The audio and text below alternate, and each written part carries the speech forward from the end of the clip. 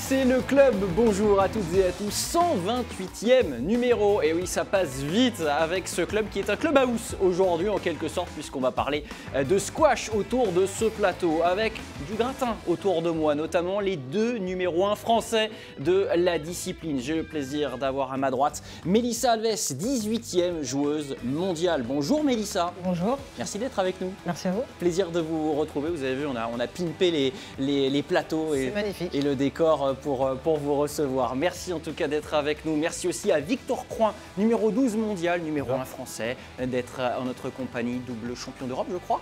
Hein, on est OK. Merci Victor de nous rejoindre aujourd'hui sur ce plateau. Et puis vous êtes bien encadré par le directeur technique national de la fédération depuis un petit peu plus de 4 ans maintenant, il me semble. Eric Silvestri, bonjour Eric. Bonjour. Merci d'être venu dans le Nord pour assister à ce numéro du club. Plein de choses à évoquer. Évidemment, l'essor de cette discipline qui va connaître une visibilité hors pair dans quelques années maintenant avec sa première participation au JO. Ce sera à Los Angeles en 2028. Et puis cet accord, cocardier avec Sport en France pour une diffusion dans l'Hexagone, des commentaires français, des magazines, tout ça. On va évoquer en tout cas ce qui fait votre actualité et les forces de cette discipline qui va conquérir vos cœurs, je suis sûr, derrière votre écran avec cette émission. C'est parti, on y va pour parler de ce jeu d'échecs qui se dispute à 1000 à l'heure. On lance la première partie, fait débat.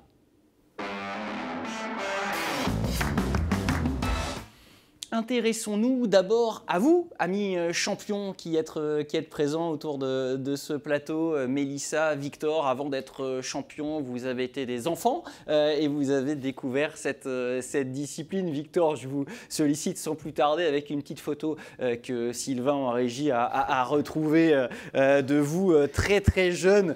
Vous avez embrassé la discipline très tôt. Vous avez quel âge là avec ce petit brushing nonchalant là?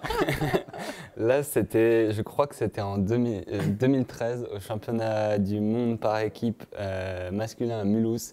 Donc vous êtes ado quoi, vous avez 12-13 ans. Ouais, c'est ça, j'ai 12-13 ans et je nettoie les parquets entre les jeux et j'ai eu la chance de voir les meilleurs joueurs mondiaux se battre au championnat du monde et c'était vraiment un souvenir, je m'en souviens encore.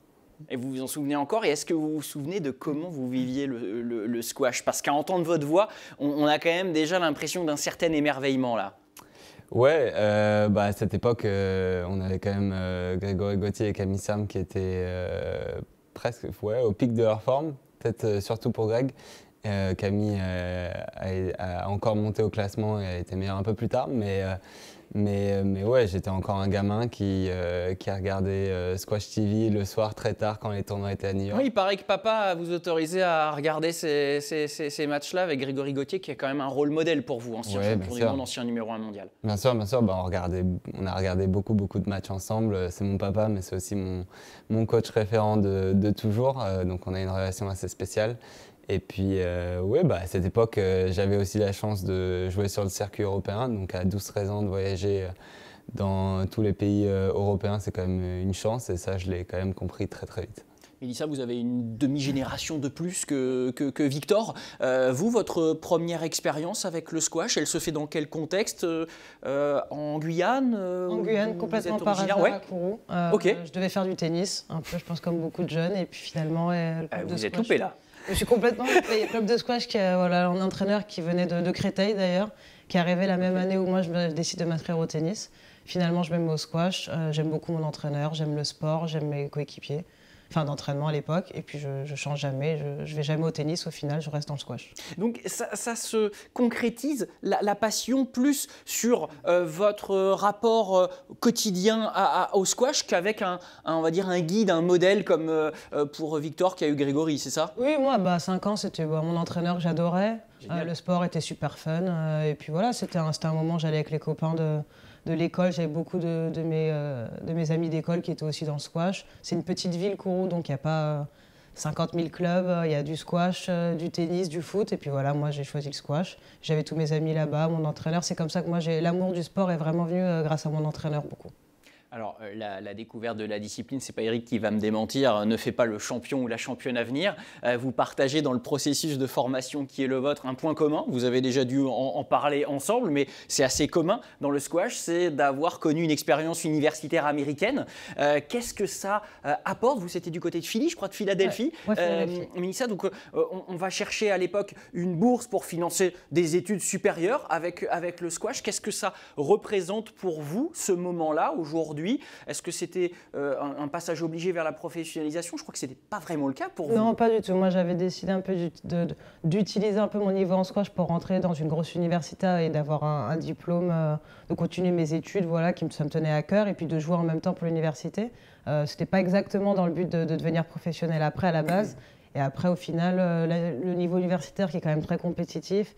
Et puis, il y a une bonne ambiance et on s'amuse vraiment, moi, je trouve, dans ces universités, ces compétitions, m'a donné au final envie de me lancer sur le circuit professionnel. Moi, c'est un moment que j'ai eu le déclic. C'est là-bas que j'ai eu le déclic pour finalement faire une carrière. Mais je n'étais pas rentrée en université pour ensuite devenir professionnelle. Victor, le processus, il vous parle, celui de Mélissa, ou vous, dans cette logique un petit peu de savoir ce que vous vouliez, et avec un papa aussi dans le game, vous partez aux États-Unis, à Harvard, qui est quand même déjà réputé, quand on donne le nom, ça évoque beaucoup de grandeur. Vous partez avec cette volonté et cette aspiration d'aller voir le très haut niveau. Ouais, alors c'était un peu différent. Moi, quand je suis parti à l'université aux États-Unis, c'était après avoir essayé toutes mes chances pour essayer d'avoir un projet sportif et académique en France qui tenait la route. On n'était pas encore sport olympique à l'époque, oui. Donc c'était difficile. On voit quelques images de votre retour, je vous coupe, à Harvard avec des images de la PSA, un petit reportage qui vous était consacré pendant ce moment. Ça évoque quoi ces souvenirs après ce projet donc académique dont vous nous parliez? Ouais, c'est toujours un plaisir de revenir sur le campus. Beaucoup de souvenirs. Ma vie a beaucoup changé depuis que je suis parti là-bas. J'ai rencontré ma copine. Maintenant, tous mes coéquipiers d'équipe, quand je pars en compétition, je peux toujours en trouver un peu partout dans le monde. Donc voilà, là on va à New York, on part à New York, donc c'est vraiment l'opportunité de revoir tout le monde. Mais oui, je disais, moi quand je suis parti aux États-Unis, j'avais vraiment pour but que 4 ans plus tard, je serais joueur professionnel et que c'était vraiment un moyen de faire mon cursus universitaire et de trouver cet équilibre entre les études et le sport. C'était vraiment important dans mon éducation et familiale de faire des études et de ne pas être joueur professionnel à 18 ans. Et puis, je pense pas lui avoir déjà dit, mais Mélissa comme Marie-Stéphane qui sont allées à peine m'ont quand même beaucoup aidé dans cette volonté à partir aux US en me disant que c'était possible. Il y a des Français et des Françaises qui sont partis là-bas. Je pense que Mélissa a été une des premières et du coup, ça m'a quand même ouvert la voie. Et Eric, vous, l'ancien prof de PS, j'imagine que ce double projet, ça doit non seulement vous parler, mais c'est pour la maturité du champion à venir, c'est quelque chose qui doit être important. Ah oui, c'est quelque chose qu'on porte au niveau de la Fédé, c'est vraiment ce double projet. Donc on essaie d'accompagner les joueurs de haut niveau au mieux dans un parcours socio-professionnel, voire scolaire quand ils sont plus jeunes. Et oui, c'est vraiment très important. Oui. Je me permets, tant que je vous tiens, de raccrocher un petit peu les wagons de ces étudiants qui deviennent champions en revenant sur le sportif. 4 ans donc de présence pour vous.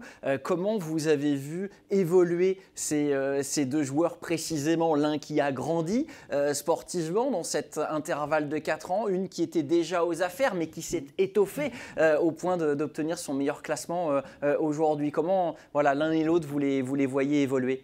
Déjà avec une grande fierté, puisque oui, ils ont un parcours qui, depuis 4 ans que je suis arrivé, Victor était encore aux États-Unis, Mélissa avait un parcours un petit peu plus chaotique parce qu'elle passait par des blessures, etc. Donc c'était un peu compliqué de voir le plein potentiel de Mélissa.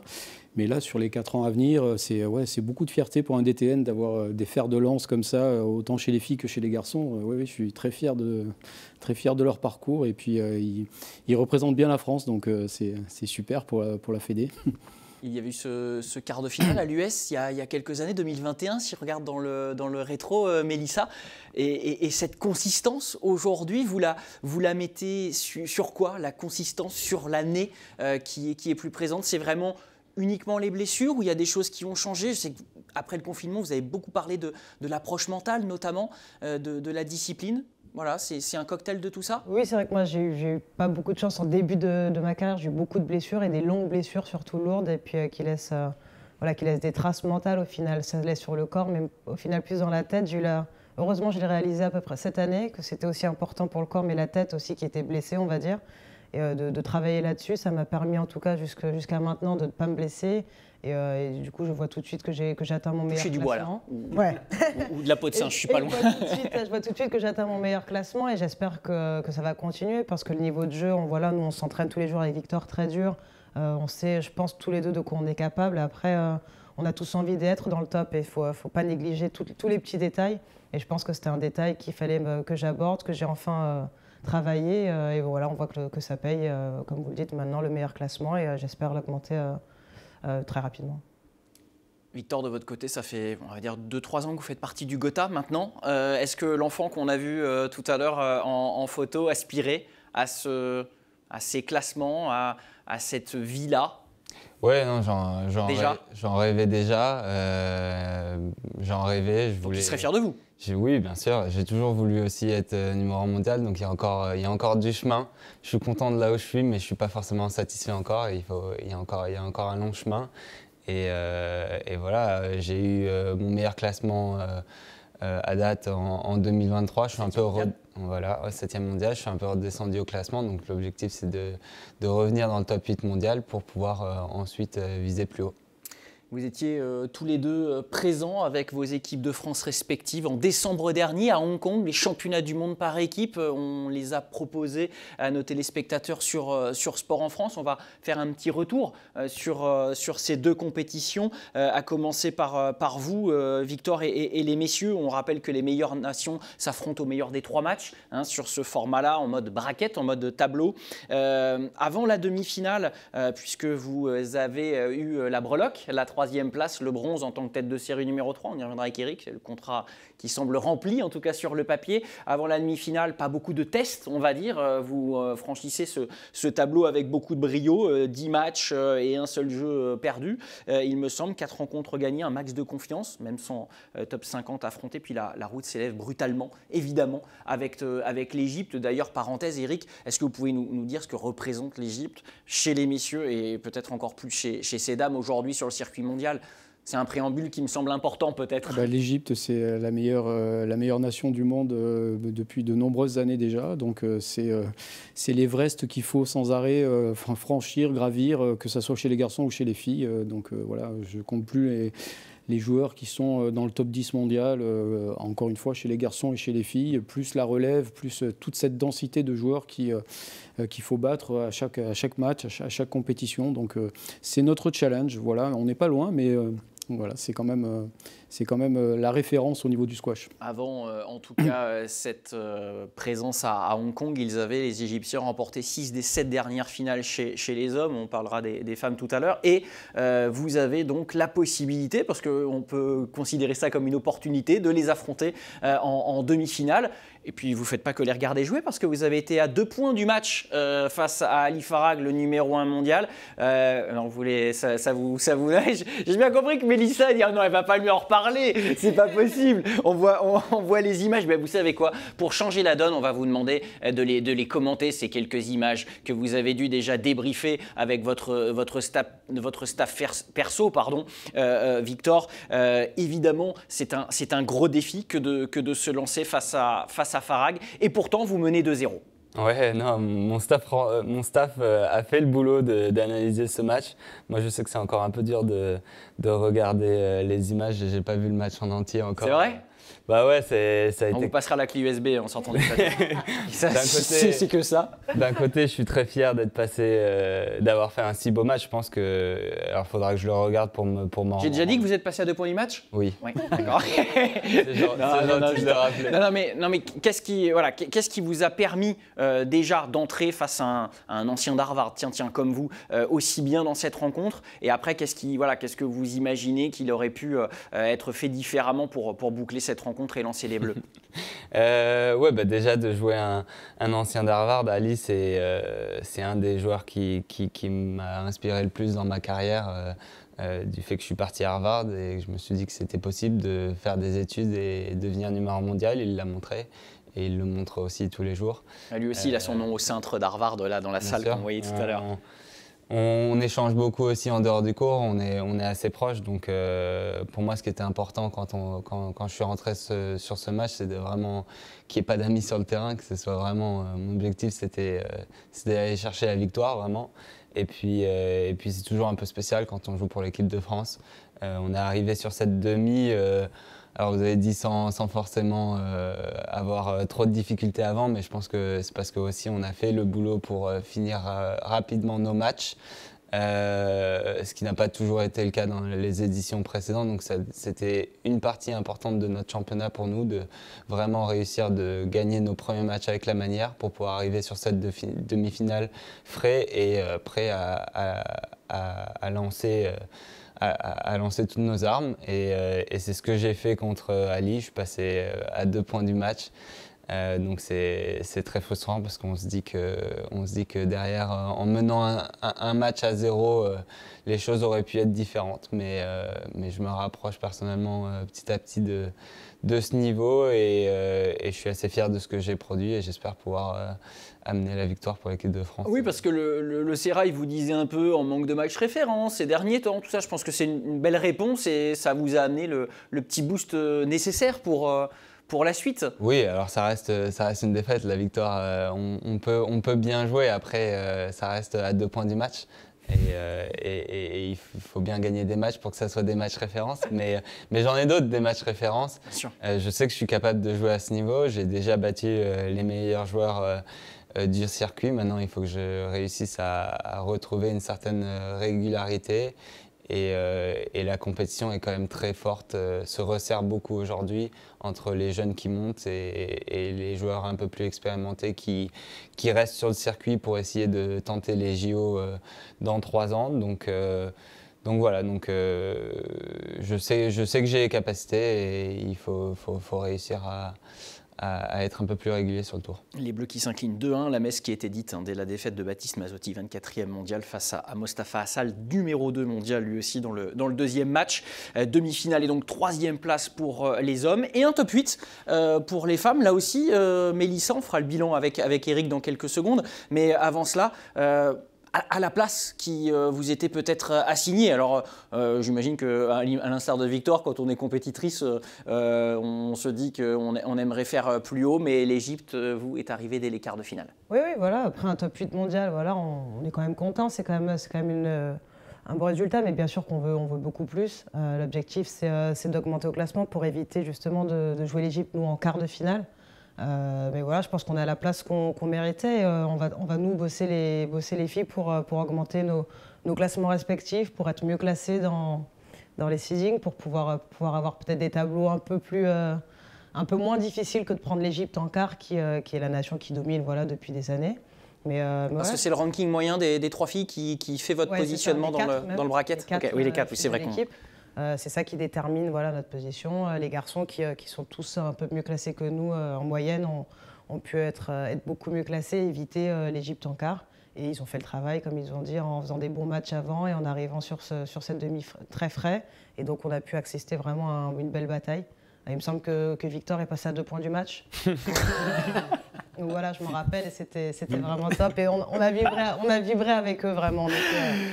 J'adore votre humour froid, Mélissa, c'est génial. Vraiment, on était à fond derrière on a vraiment rêvé de cette victoire et du coup, voir à quel point était près du but, je suis absolument certaine qu'on verra la victoire et qu'on pourra enfin parler du match référence, même si, comme il dit, il en a plein. Mais c'était un super moment, en tout cas pour les filles comme pour les gars, de voir qu'ils n'étaient pas loin, tout simplement, pas loin du but, quoi. Comme il dit, à 1-0, ça change la donne beaucoup. Bien sûr, le momentum peut vaciller. J'entends pas nécessairement dans la bouche de Mélissa et Eric des regrets, je parle sous votre contrôle évidemment, Mélissa, sur cette place finale. De votre côté, quand vous tirez le bilan hommes et femmes, on le vulgarise en disant qu'on est dans les clous, le contrat est rempli. Est-ce que ça a été votre analyse aussi avec les différents managers, Thierry Lincou chez les messieurs et Yann Ménégo chez les dames? On y va toujours pour gagner de toute façon, même si, comme vous le dites, on est dans les clous.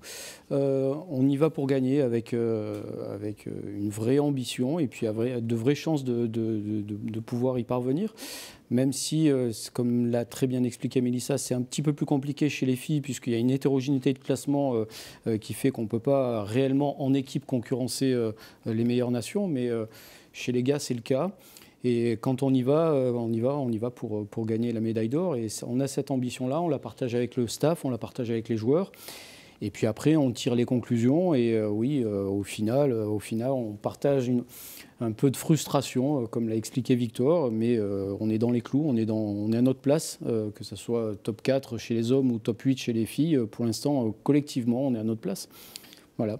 Et on va pouvoir maintenant se projeter sur des objectifs, si vous le voulez bien, après votre actualité, messieurs, dames, les champions, l'actualité de votre discipline de manière générale, et je peux vous assurer qu'elle est étoffée.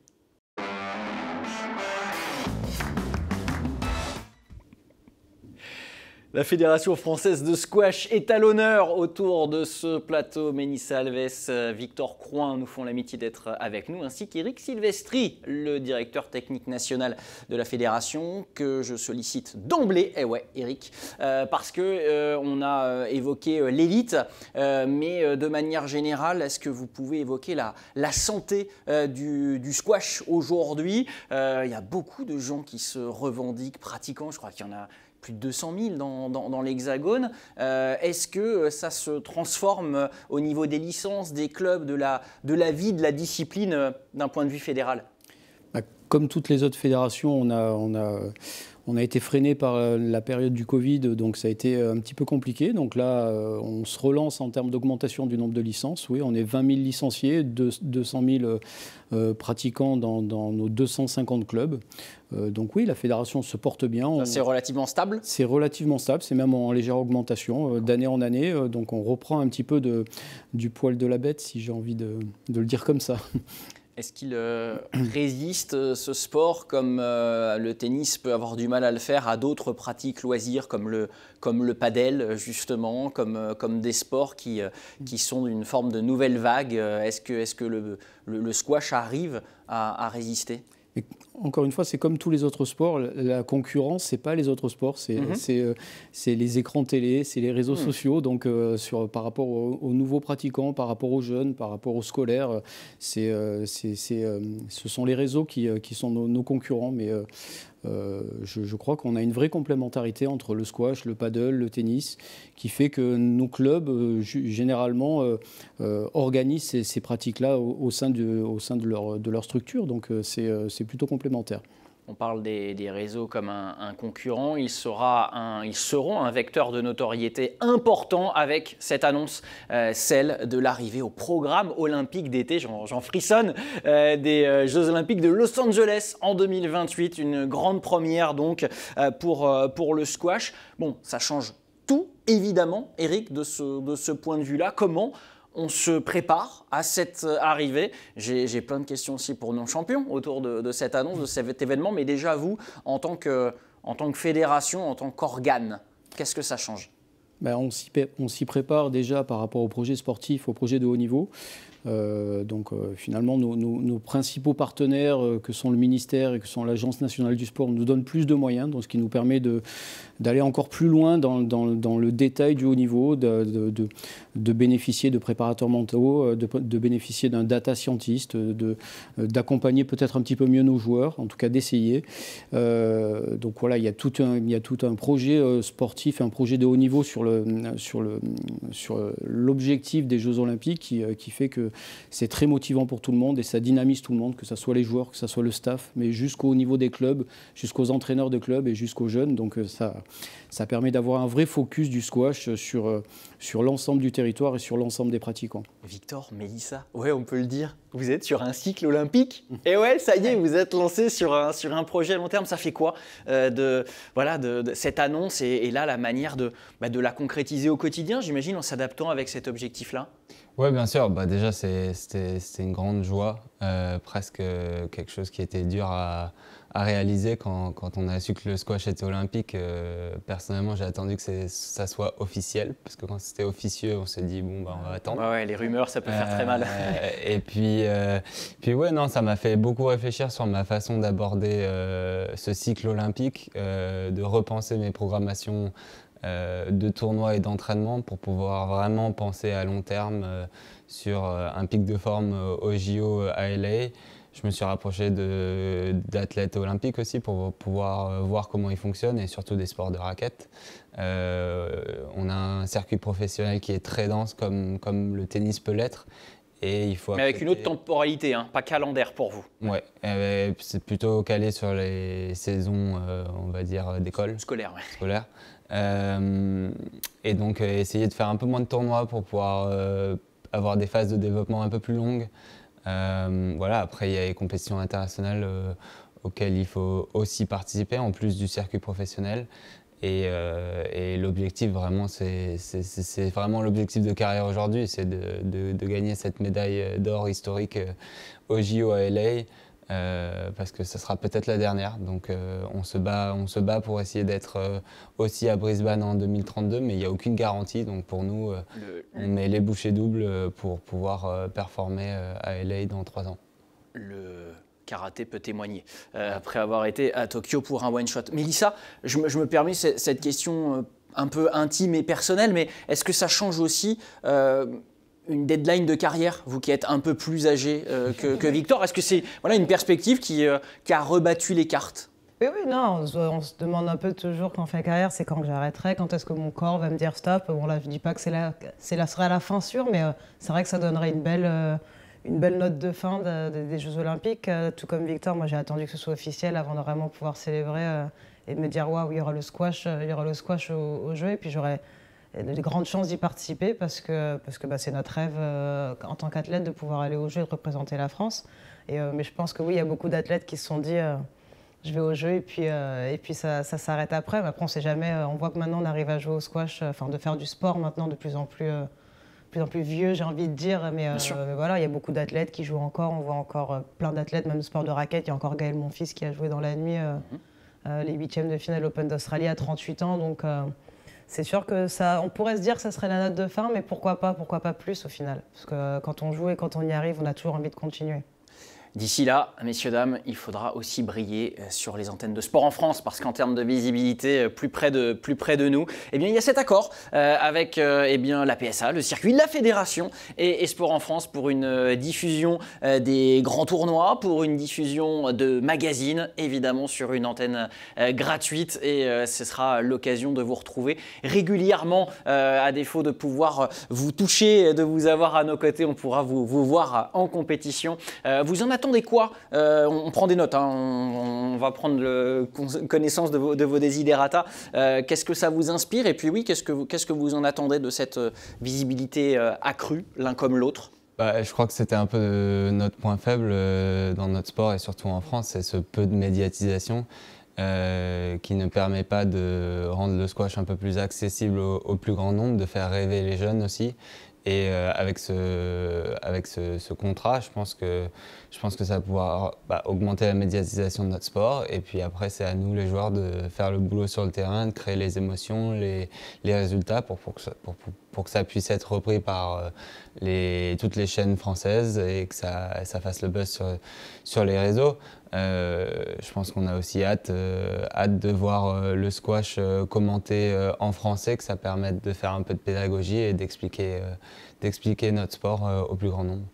Ah oui, le but c'est comme dit Victor, c'est de faire rêver les jeunes, c'est de leur montrer qu'on a la chance de jouer dans dans les plus beaux sites du monde. On joue quand même à la gare de New York. Des fois, on joue en face des pyramides, sur la baie de Hong Kong. Enfin, on a la chance de voyager, de vivre de notre sport, de notre passion. Le but, c'est de transmettre des émotions. Et sur cette plateforme, je pense que on va pouvoir le voir, le plus grand nombre. Ça va être accessible, ça va être commenté en français, expliqué en français. Et puis, peut-être partager un peu notre quotidien, voir ce que ça représente. Voilà, une vie de sportif de haut niveau, d'un sport qui est peu médiatisé, peu connu. Et puis ouais, l'objectif c'est de partager, de transmettre des émotions sur sport en France, que les gens puissent voir qu'on vit de notre sport, de notre passion et que c'est un beau sport surtout. Et vous me disiez hors antenne à quel point ça avait été difficile de voir des images dans votre adolescence, dans votre primage quand vous avez découvert la discipline pour vous identifier un petit peu aussi à ces champions. On parle de vous comme champion maintenant, un défi donc dans cette année sur Sport en France. Qu'est-ce que vous avez, un tournoi, un adversaire à battre, Mélissa, qui vous tient à cœur là? Prochain objectif? Moi, j'aime beaucoup moi, je suis assez concentrée sur le classement. Moi, augmenter mon classement, c'est vraiment quelque chose qui me tient à cœur, parce que du coup, ça peut aider aussi, quand on dit les équipes, ça peut aider à ce qu'on soit mieux classé en tant que nation. Donc moi, je suis très concentrée sur le classement, parce que ça montre aussi la constance, la régularité. Et c'est ce que j'aimerais améliorer dans mon jeu. Donc voilà, je suis 18, l'objectif c'est de se rapprocher le plus vite du top 10 mondial. En tout cas, c'est l'objectif pour moi. Et puis essayer de ramener une médaille cette année avec l'équipe de France au championnat d'Europe. C'est noté. Victor, de votre côté? Je pense que comme Mélissa l'a dit, le classement pour nous c'est quand même très important. Donc revenir dans le top 10 et le top 8 mondial. Mais à part ça, je sais que moi ça me tient aussi à cœur de tout ce qui est compétition internationale, que ce soit le championnat de France, international et national, championnat de France, championnat d'Europe individuel par équipe. Il y a les Jeux mondiaux cet été aussi, qui sont un peu les Jeux olympiques des sports non olympiques. Bien sûr. Donc voilà, c'est des titres qui me tiennent à cœur, que j'ai réussi à glaner les années précédentes. Et donc je vais essayer de défendre ces titres de la meilleure manière. Et on va vous retrouver très très vite donc pour C'est France, l'un des premiers rendez-vous de cette année civile 2025 sur l'antenne de Sport en France. On aura plaisir à vous retrouver sur l'appli aussi, comme ce numéro du club. Car oui, il est déjà temps de se quitter. Mélissa, Victor, Eric, merci d'avoir été avec nous faire partager votre passion, votre métier également, et en savoir plus sur cette discipline vraiment incroyable. Je remercie de mon côté également en régie les équipes autour de Pierre à la réalisation, Nolan au cadre, Clément au son, et puis on n'oublie pas Sandrine qui était là aussi en coulisses au maquillage pour nous rendre mieux, meilleur, plus beau, présentable en tout cas. Voilà, on va y arriver. Merci à toutes et à tous et on se retrouve très vite pour un nouvel opus du club. Bye bye.